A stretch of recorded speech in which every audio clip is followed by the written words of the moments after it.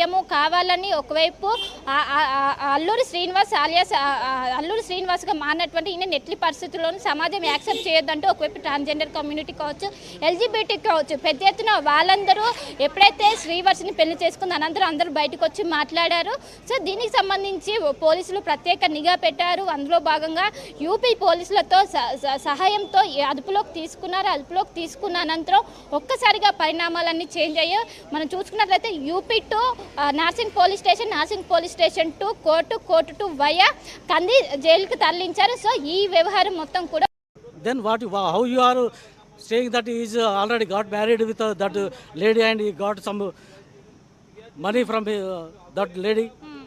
అంటే 10 లక్షలు తీసుకున్నారని పక్కా ప్రూఫ్ ఉంది. దాని ప్రకారమే పోలీసులు కేసు నమోదు చేశారు. అది ఏదంటానో ఇరికిచ్చారమ్మా, అది నేను దీన్ని తీవ్రంగా ఖండిస్తున్నా. That's all.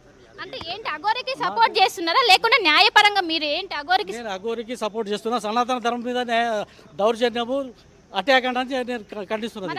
మరి వాదించలేదా ఆమెతోని? ఎవరితోని? అఘోరికి ఆమెకి ఛాన్స్ ఇవ్వలేదు. నేను లోపల ఛాన్స్ ఇవ్వలేదా? కానీ స్తోమత లేదు అని చెప్పిందంటే లేదు. ఇప్పుడు కోర్టు అడ్వకేట్ అపాయింట్ చేసుకున్నది ఆమె చూస్తున్నాను. మీరు వాదిస్తారా మరి? ముందు తప్పకుండా వాదిస్తాను. సో ఏం చెప్తారు? ఆమె విమర్శలు చేస్తుంది, ఆమె ఫేక్ అనే వాళ్ళకి మీరేం సమాధానం చెప్తారు? ఇప్పుడు ఫేక్ అనేది ఇది ఒక వర్గం నుంచి ఒక వ్యవస్థ నుంచి ఒక వాళ్ళ మీద ఇది చేయడం జరుగుతుంది. ఇది ఇక్కడనే కాదు, ప్రతి ఒక సనాతని మీద దాడి జరిగినా కూడా ఎవరు దాన్ని ఖండించడం లేదు, ఎవరు పట్టించుకోవడం లేదు. ఇది ఎక్కడ దారి తీస్తుంది? ఇది మన భారతదేశంలో ఉన్నామా, ఇంకా వేరే దేశంలో ఉన్నామా? ఒక వర్గమా, ఒక జాతి, ఎందుకంటే ఇక్కడ బాలకృష్ణ మతం మీద మతాన్ని అడ్డుపెట్టుకొని ఎవరో అఘోరి వర్షిని కూడా పెళ్లి చేసుకుందా, దాన్ని ఏ విధంగా చూస్తారు? దాన్ని క్రియేషన్ అంటారట. అంటే ఎవరు నాకు అంత ఇదే, నాకు అఘోరి పెళ్లి చేసుకున్నది నాకు ఇది కాదు. ఆయన అఘోరి అన్నప్పుడు ఆయన మొత్తము ఒక జెండర్గా లేకుండానే ఉన్నాడు. జెండర్ ఇప్పుడు ఆ జెండర్ని ఇప్పుడు మేల్ ఫీమేల్ కాకుండా ఇంకో వర్గం ఉన్నాడు. ఆయన ఏ విధంగా చేసుకుంటూ హోమోగా చేసుకుంటూ ఏం చేసుకుంటూ అది వేరే విషయం. డెఫినెట్గా వాదిస్తారు. సో మొత్తం మీద సనాతన ధర్మాన్ని అటు అఘోరి రక్షిస్తుంది. దీన్ని కొంతమంది కావాలనే క్రియేట్ చేసి అఘోరి ఫేక్ అంటూ కొంతమంది కావాలనే చేస్తున్నారు. నేను ఖచ్చితంగా ముందు అఘోరి తరపున వాదిస్తానంటూ కూడా అడ్వకేట్ చెప్తున్నారు. వస్తారేమో అడగండి శిల్ప. స్టూడియోలో బాలకృష్ణ అఘోరి కూడా ఉన్నారు, ఆయన కూడా మాట్లాడతారు. అవసరం అయితే ఆయన డిబేట్లోకి వస్తారేమో అడగండి. ఎందుకంటే అఘోరిని సపోర్ట్ చేస్తున్నారు కాబట్టి ఇరు వర్గాల బాలకృష్ణ అఘోరి అండ్ అడ్వకేట్ని ఇద్దరిని కూడా తీసుకుందాం. అఘోరిని ఇప్పుడు మీరు చూస్తున్న అడ్వకేట్ సపోర్ట్ చేస్తున్నారు కదా, అఘోరికి సంబంధించి ఏమైనా పార్టిసిపేట్ చేస్తారు? ఇప్పుడు కాదమ్మా, నేను I will get total information from the side of Aghori. There after I will definitely participate and contempt చేస్తాను. రైట్ శిల్ప. ఎస్, అఘోరి శ్రీనివాస్ గురించి మీరు ఏమనుకుంటున్నారు? చూడండి ఒకసారి. 5,790 ఓట్లు వచ్చాయి. 94% మంది అఘోరిని ఫేక్ అంటున్నారు. ఇప్పుడు వాదించడం అనేది ఏం లేదండి. కేవలం 14 రోజుల జ్యుడిషియల్ కస్టడీకే విధించారు. కేసు అనేది తర్వాత పరిశీలించి కేసు వాదించాలా లేదా అనేది జరుగుతుంది. ఇప్పుడు నేను ఏంటంటే లీగల్ ఎయిడ్ కౌన్సిల్ కాబట్టి కోర్టు తరఫున అడ్వకేట్ పెట్టుకునే స్తోమత లేని వారికి కోర్టు నన్ను అపాయింట్ చేయడం జరిగింది. అంతే, అంతకు మించి ఇంకా ఏం జరగదు. కోర్టు వారికి తెలియదు కదండి. కోర్టుని తప్పుదోవ పట్టిస్తుంది. ఆమెకు విలువైన కార్లో తిరుగుతుంది, మొత్తం విలువైన వస్తువులు ఐఫోన్తో సహా వాడుతుంది. అలాంటి స్తోమత లేదని ఏ విధంగా చెప్తుంది? అవన్నీ మేము చూడలేం కదండి. కోర్టు చెప్పిందే నమ్ముతుంది. కోర్టుకు పరిశీలన చేయించాలంటే నిజాలు కావాలి. ట్రయల్లో అది డిసైడ్ అవుతుంది. కేసుల కింద కేసు నమోదైంది. అది ఇంకేం చూడలేదండి. కేవలం రిమాండ్ విధించారు. తర్వాత మేము చూసి పరిశీలించిన తర్వాత తెలుస్తుంది. అంటే దీనికి సంబంధించి బెయిల్ గుట్లు వచ్చే అవకాశం ఉంది. అసలు ఏ విధంగా ఉంది తీవ్రత అనేది? బెయిల్ ఇప్పుడే వస్తుందా రాదా అనేది మనం చెప్పలేము. బెయిల్ ఫైల్ చేసిన తర్వాత కౌంటర్ ఉంటుంది, పీపీ ఆర్గ్యుమెంట్ ఉంటుంది, ఇవన్నీ ఉంటాయండి. అఘోరి తరపున మనస్ఫూర్తిగా అఘోరిని నిర్దోషిగా నిరూపించే వాదన వినిపించబోతున్నారా? ఒక్కసారి అడ్వకేట్ని అడగండి. వేరే వాళ్ళని పెట్టుకునే అవకాశం ఉంటుంది. శిల్ప, ఒక్కసారి అడ్వకేట్ని అడగండి. ఇప్పుడు అఘోరిని నిర్దోషిగా నిరూపించే విధంగానే మీ వాదన ఉంటుందా అని అడగండి ఒకసారి. అంటే ఇప్పుడు అఘోరిని నిర్దోషిగా నిరూపించే వాదన ఉంటుందా? ఏ విధంగా వెళ్ళబోతుంది? నిర్దోషిగా నిరూపించేది ఏమి ఉండదండి. కేవలము ఇప్పుడు బెయిల్ వరకే ఉంటుంది. ట్రయల్ అనేది ఇక్కడ జరగదు. ట్రయల్ ఎక్కడ జరిగితే అక్కడ ఉంటుంది. వాళ్ళు ఇప్పుడు అఘోరి కేసులో బెయిల్ పొందడానికి అవకాశం ఏదైనా ఉందా?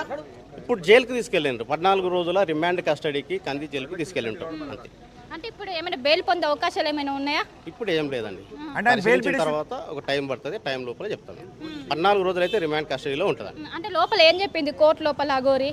నాకు అడ్వకేట్ పెట్టుకునే స్తోమత లేదు, నాకు ఒక కోర్టు నుంచి అడ్వకేట్ని అపాయింట్ చేయండి అంటే మెజిస్ట్రేట్కి అధికారం ఉంటుంది. మెజిస్ట్రేట్ గారిని నాకు అపాయింట్ చేయడం జరిగింది. పోలీసులు ప్రిలిమినరీ ఇష్టంగానే దీన్ని వాదిస్తున్నారా ఏంటి? ఇష్టం అనేది లేదమ్మా. ఎవరైనా కోర్టు అడ్వకేట్ ఎందుకంటే కొన్ని రోజుల నుంచి అఘోరి వ్యవహారం చూస్తున్నాము. మొత్తం చాలా మంది అటు సామాన్యులను కావచ్చు అందరినీ అది ఏముండదు. కోర్టులో ఎవరికైనా అడ్వకేట్ పెట్టుకునే స్తోమత లేకపోతే వాదించే హక్కు కోర్టుకుంటాం. కోర్టు తరపున మనం వాదించే అధికారం ఉంటుంది అంతే. సో చివరిగా ఏం చెప్పాలనుకుంటారు? ఈ ఎంటైర్ ఇష్యూ గురించి కూడా ఒకవైపు పోలీసులు కావచ్చు అందరికి తలనొప్పిగా మారింది. ఈ రోజు ఎట్టకేలకు యూపీలో అరెస్ట్ చేశారు, ఏం చెప్తారు? ఏం లేదంటే చట్టం తన పని చేసుకుంటూ వెళ్తుంది. శిక్ష పడేది ఉంటే ఖచ్చితంగా శిక్ష పడుతుంది. తప్పు చేసిన వాళ్ళు శిక్ష అనుభవించక తప్పదు. అంటే యాజ్ అడ్వకేట్గా మీరేం చెప్తారు? తప్పు అండి. సమాజాన్ని తప్పుతో పట్టించడం అనేది తప్పు. ప్రూఫ్ అయిన తర్వాత శిక్ష ఖచ్చితంగా పడుతుంది. శిక్ష పడే అవకాశం ఉన్నది అంతే. అంటే ఎన్ని సంవత్సరాలు? 7 years పైన పడవచ్చు. 7 నుంచి 10 years వరకు పడుతుంది అంతే. ఓకే. సో మొత్తం మీద దాదాపు 7 years శిక్ష పడే అవకాశం ఉన్నట్లు ఒకవైపు అడ్వకేట్ చెప్తున్నారు. ముఖ్యంగా కంది పోలీస్ స్టేషన్ కంది జైలుకి అఘోర్ని తరలించారు. 14 days రిమాండ్ అనంతరం బెయిల్కి సంబంధించి కావచ్చు, కోర్టులో పీపీ కావచ్చు, ఇవన్నీ ఉంటాయి. ఇప్పుడు మాత్రం తనకు లాయర్ని పెట్టుకున్న స్తోమత లేదని అఘోరి చెప్పినట్లు తెలుస్తుంది. దానికి సంబంధించి ప్రభుత్వం తరఫున లాయర్ని ఏర్పాటు చేశారు. సో ప్రస్తుతం ఆయన వాదించారు. ముఖ్యంగా 14 days రిమాండ్ విధించారు. కానీ ఒకవైపు కేసుల తీవ్రత అనేది సెక్షన్ల తీవ్రత అనేది ఎక్కువగా ఉంది. దాదాపు 7 సంవత్సరాల శిక్ష పడే అవకాశం ఉన్నట్లు కూడా ఒకవైపు లాయర్ చెప్తున్నారు. మొత్తం మీద ఎట్టకేలకి ఈ రోజు పోలీసులు అదుపులోకి తీసుకొని ఈ రోజు రిమాండ్ విధించారు. 14 days వరకు కంది జైల్లోనే అఘోరి ఉండనున్నారు. దాని తర్వాత బెయిల్కి అప్లై చేశారా, దీనికి సంబంధించి ఎట్లా మూవ్ అవుతుంది, న్యాయపరంగా ఎలా పోరాడుతుంది అనేది కూడా ప్రస్తుతం అయితే ఒక సస్పెండ్గా మారింది. మొత్తం మీద ఈ రోజు పోలీసులు అయితే దీనికి సంబంధించి పులిస్ స్టాప్ పెట్టారు. ఇంకోటి వర్షిని ఎక్కడ ఉందని కూడా ప్రస్తుతం దీనికి సంబంధించి అందరూ ఆరాధిస్తున్నారు. దీనికి సంబంధించి అఘోరికి మాత్రమే తెలుసు వర్షినికి సంబంధించినటువంటి ఇన్ఫర్మేషన్. సో అఘోరికి వర్షినికి సంబంధించినటువంటి ఇన్ఫర్మేషన్ ఇప్పుడే అటు తల్లిదండ్రులు కావచ్చు, ఇటు అందరూ కూడా పెద్ద ఎత్తున ఆవేదన వ్యక్తం చేసిన తనని ఎక్కడ ఉన్నారని కూడా ప్రస్తుతం తనపైన ఆరాధిస్తున్న పరిస్థితి అయితే మన కోరల్గా కనిపిస్తుంది. సో ఇప్పటికే కోర్టు నుండి కంది జైలుకి అయితే అఘోర్ని తరలించారు. 14 days రిమాండ్ విధించారు. రోహిత్, ఇప్పుడు పోలీసులు పోలీస్ కస్టడీ కోరే అవకాశం ఉందా? ఎందుకంటే అఘోరి ఫేక్ రియల్ అనేది ఇప్పుడు బయటకు రాబోతుంది. అఘోరి ఫేక్ అని ఇప్పుడు బాలకృష్ణ అఘోరి దగ్గర నుంచి 95% మంది ఫేక్ అని అంటున్నారు. 5% మంది మాత్రమే అఘోరికి పాజిటివ్గా మెసేజ్ వస్తున్న పరిస్థితి కనబడుతుంది. సో ఇప్పుడు పోలీసులు అఘోరి 360 degreesని జనాలకు చూపించబోతున్నారు. అది అఘోరిని పోలీస్ కస్టడీలోకి తీసుకుని విచారిస్తే పోలీస్ కస్టడీ అడగబోతున్నారా? రైట్, మొదటి నుంచి అఘోరి వ్యవహార శైలి కొంచెం వివాదాస్పదంగానే ఉన్నది. మొదటి నుంచి తమని అవమానించే వాళ్ళకన్నా వ్యతిరేకించేవారు దాదాపు